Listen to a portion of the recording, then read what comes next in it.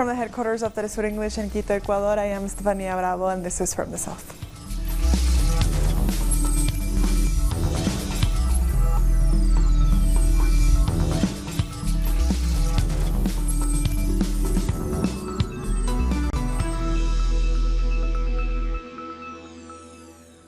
Today we start in the U.S., where the Senate Foreign Relations Committee has approved a new bipartisan legislation aimed at toppling the democratically elected government of Venezuela. Our correspondent in the U.S., Alina Duarte, has the details. Hola, ¿qué tal? Nos encontramos aquí en el Senado de los Estados Unidos. The so-called Verdad law is a proposal being pushed by Senators Marco Rubio and Bob Menendez. With this law, the lawmakers are calling on the Senate to fully back Juan Guaido and for the Venezuelan National Assembly to be recognized and regain all of its legislative powers, as well as to supposedly negotiate a solution to the political situation in Venezuela. The law also includes so-called humanitarian aid, with an offer of $200 million for Venezuela and its neighboring countries. They also ask that the State Department create a donors group inside of the UN Security Council to coordinate international funds. And on top of all of this, they want to make sure that the humanitarian aid they will supposedly provide will not be sanctioned. But this entire proposal is highly hypocritical, as we know that the Trump administration is preparing heavy sanctions on Venezuelan public workers who are a part of the government-backed food program known as CLAP, which provides free monthly supplies to millions of families as well as other services. This Verdad law also includes a section to supposedly restore democracy in Venezuela. This section calls for a special envoy to be named and a work group to be formed with the support of the Lima Group and of OAS Secretary General Luis Almagro. Finally, the law also includes plans to work with international organizations for what they call the reconstruction of Venezuela's economy and the restoration of the rule of law. This while at the same time asking for more sanctions against the country's cryptocurrency and to guarantee continued sanctions against democratically elected government. And Venezuela's health minister points to U.S. and European sanctions for the ongoing shortages of medicine and health equipment in the Bolivarian nation. Minister Carlos Alvarado held a news conference at the UN in Geneva, Switzerland, as the World Health Assembly is being held. He said that to remedy the effects of the economic war, the Venezuelan government has turned to their allies as they seek to find alternative ways to importing medicine. Alvarado says all 300 Venezuelan hospitals continue functioning, but that the greatest threat to health for the Venezuelan people is being posed by the U.S. government. The blockade has made it so that Venezuela is facing a difficult situation in terms of health. There have been some diseases that have resurfaced, like, for example, cases of measles. On top of this, 2 million euros are frozen, which we specifically set apart for the purchase of vaccines through the Pan American Health Organization. So what are we doing in Venezuela to overcome this situation? We are not standing by with our arms crossed. We are strengthening our alliances with countries like Cuba, China, Turkey, Russia, Palestine, and Iran, among others. And for eyewitness insights about the situation in Venezuela, we're speaking to Canadian Dr. Timothy Baud. He recently traveled to Venezuela with a delegation. Doctor, thank you so much for joining us. Thank you for having me. How was your experience in Venezuela with the delegation? We had a very interesting time. We spent about 10 days. We traveled not only in Caracas, but also we went to Southwest, to Barquisimeto. We met with community leaders. We met with hospital workers. We met with people on a farming cooperative. So I think we got a pretty good sense of how the sanctions were affecting Venezuelans. Yeah, and exactly to that point, how would you describe the situation on the ground in Venezuela as opposed to how things are portrayed in the media? Well, it's a bit like George Orwell's book 1984. It's completely different than what the impression we get from the media here in Canada. We have a Canadian broadcasting system, the CBC. It produces the same news that you will see on CNN, Fox News, the BBC, completely absurd things like people are starving in the streets, people have no food at all to eat, that people there's no support for the government, that the government is fraudulent, and on and on. Completely opposite to what the situation is. Yeah, and lastly, as a doctor, and as someone that has been to Venezuela just recently, can you discuss the impact the U.S. sanctions have had on access to medical supplies in Venezuela? I spoke to individuals, people who have diabetes, and they were having trouble getting medication for their diabetes. It's inspiring, though, to see how well the hospitals and the medical workers are standing up despite the hardships, including the recent electrical blackout, which caused so much trouble.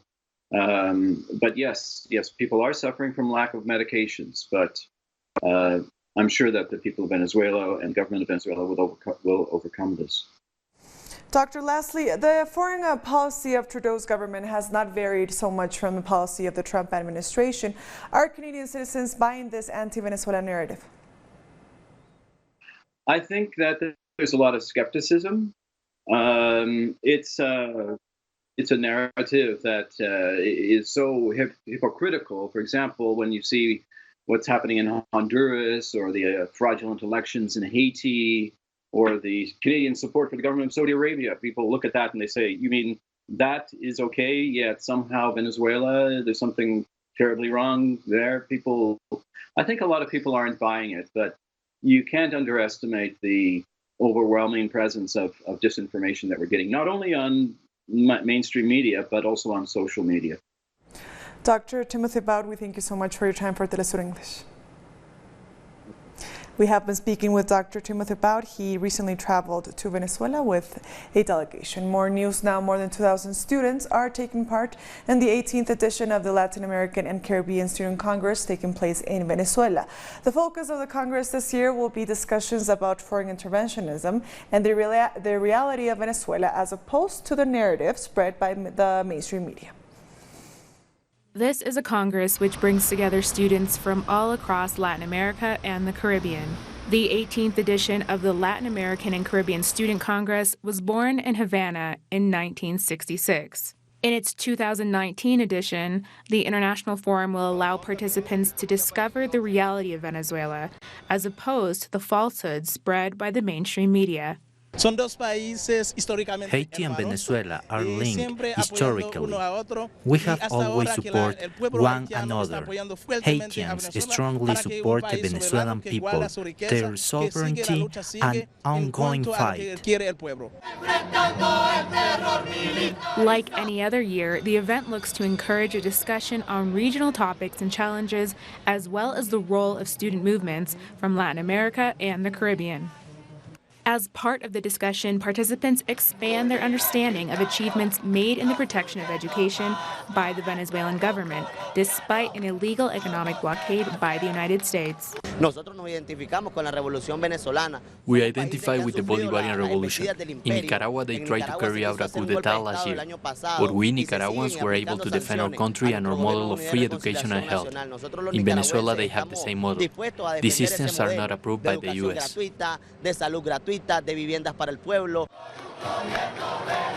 Colombian students were also present in this event.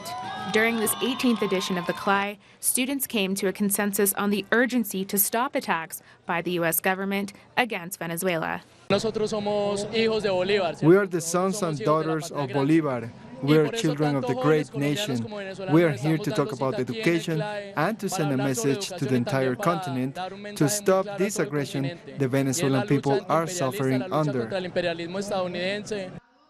The international delegations will participate in a series of activities until May 25th, with a goal of coming to a robust understanding of the reality in Venezuela as learned through people-to-people exchanges. both with other foreign delegations and through the Venezuelan people themselves. The family of the 16-year-old Guatemalan boy who died in U.S. Border Patrol custody are mourning him in his hometown. Relatives of Carlos Hernandez got together in San Jose El Rodeo in rural Guatemala.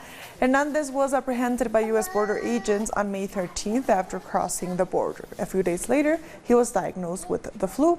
He died on Monday 20th. His family asked for his body to be returned and for an investigation into his death. There is no information to know how he died. That is what I want to know. And so what I'm fighting for is for them to send me the body as soon as possible. Because why do they want to have him there? Why do they want him? Because they didn't care of him. We'll be back very soon. Stay with us.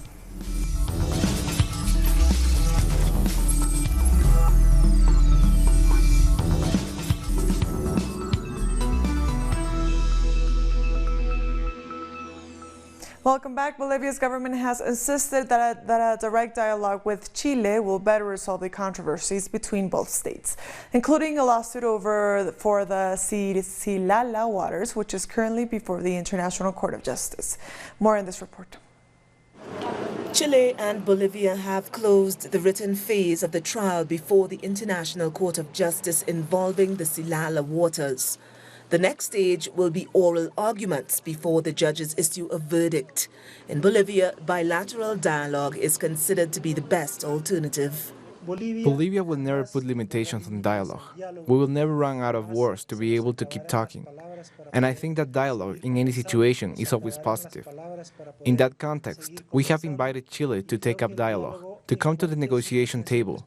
There is a set of issues, of borders, bilateral and commercial, that we have with Chile. In June 2016, Chile sued Bolivia before the Hague Court and argued that the Silala is an international river and therefore free to use.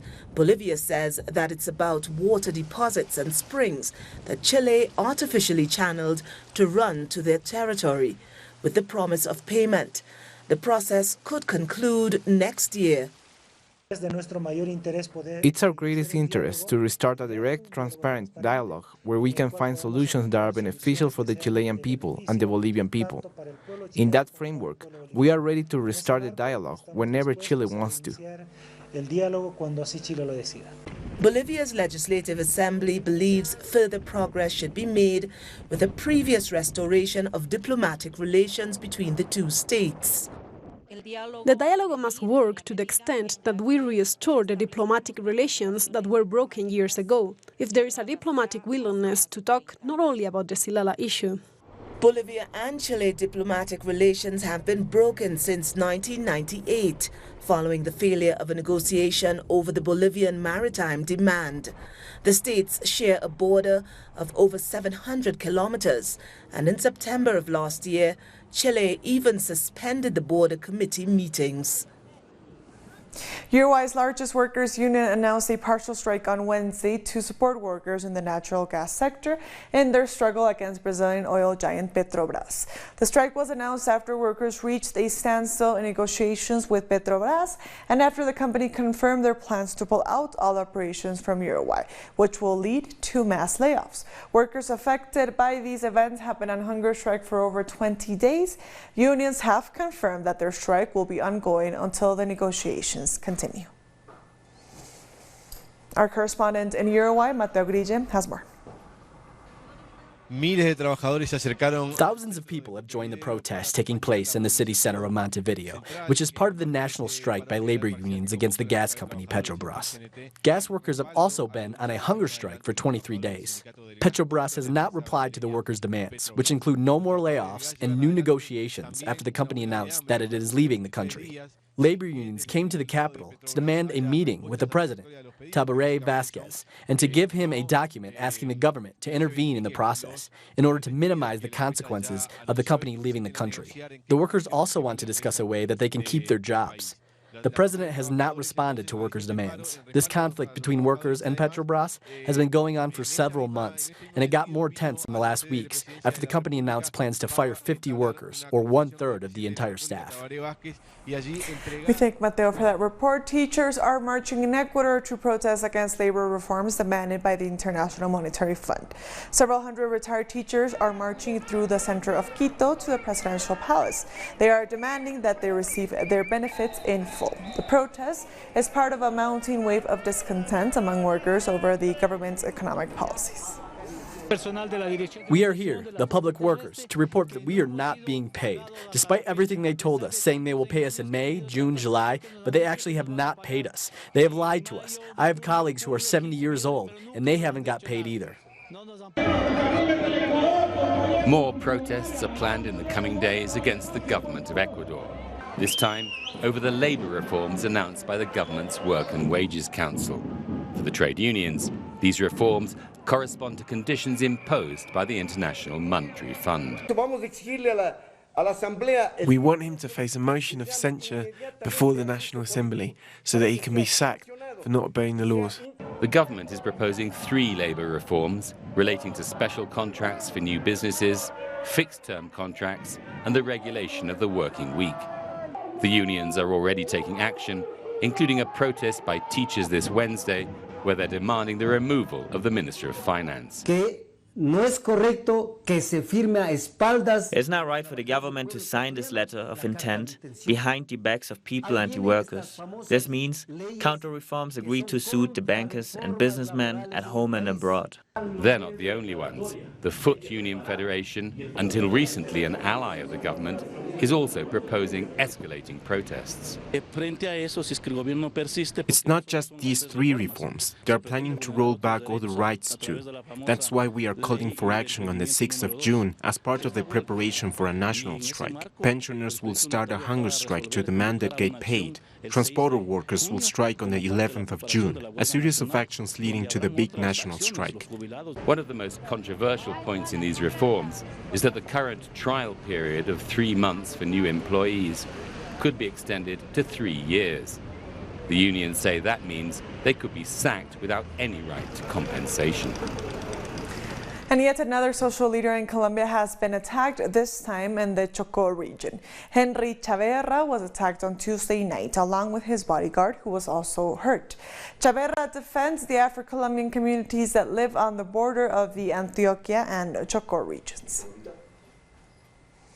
And on Monday night, human rights defender Paula Rosero was killed in the department of Nariño by a group of unknown people. The Ombudsman released a statement condemning the crime and asked authorities for urgent action to protect the lives of social leaders. The United Nations has also condemned the murder and called for an investigation. Rosero had previously reported threats against her life. We'll be back very soon. Stay with us.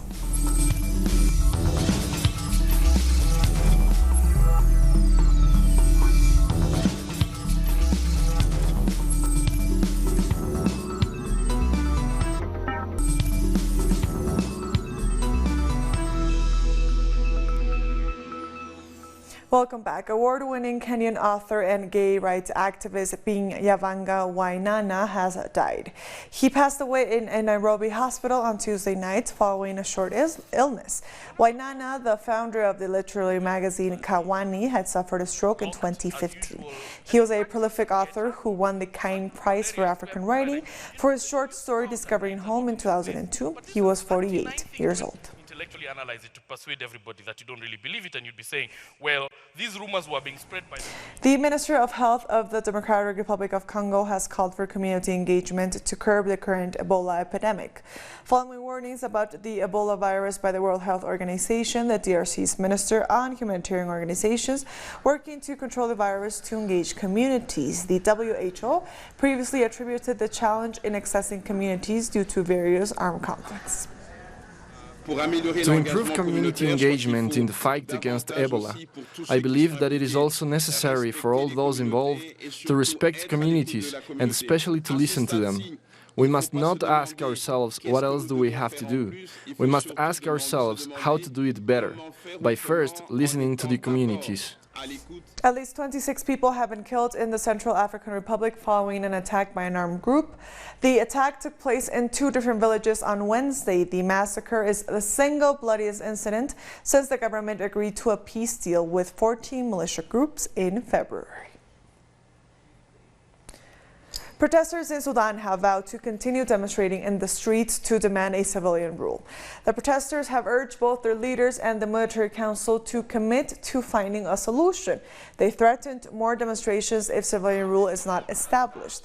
The 2 sides launched a round of new talks late Sunday over the Sovereign Council to rule Sudan for a 3-year transitional period following last month's ouster of President Omar al-Bashir. Everyone should be flexible in negotiating, whether the military council or the opposition forces, to get out of the crisis. If the demonstrators continue to escalate and put pressure on the civil disobedience, this may give the opportunity to the detractors of the revolution to lure us towards violence. South African newly elected members of parliament have elected Cyril Ramaphosa as president during their first post-election sitting.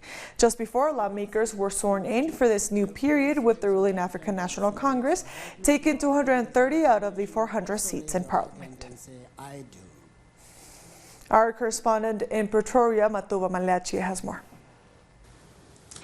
The Chief Justice of South Africa, Mogoeng, presided over the election of the Speaker, Deputy Speaker and the President of the Republic of South Africa. This is after a very highly contested election that took place just a week and a half ago. Now, the political system in South Africa works a bit differently, where the citizens will elect a party and the party will in turn put forward to Parliament their preferred candidates for the position of Speaker, Deputy Speaker and President. Cyril Ramaphosa is now President-elect after being elected unopposed, nominated unopposed rather, in today's proceedings in Parliament, which were presided by the Chief Justice. Now it's all eyes to Saturday, when President Cyril Ramaphosa will be inaugurated and will be expected to form a government that will run this country for the next 5 years. And it will be a tough job to face for President Cyril Ramaphosa, with a country with a battling economy and a high rate of unemployment, especially among the youth. But now, members of Parliament today exchanged words of congratulations with the President, vowing to work together in the next 5 years. This is South Africa's 6th Parliament since 1994, when it was the end of apartheid and the dawn of a new democracy. And we've seen a lot of young people making their way into the opposition benches, and even in the governing party, the ANC, young people are making their way in the Parliament of South Africa. And South Africans have high expectations for the next 5 years to see if this site at telesurenglish.net. And also join us on social media. We are on Facebook, on Twitter, and on Instagram. For Telesur English, I am Estefania Bravo. Thank you for watching.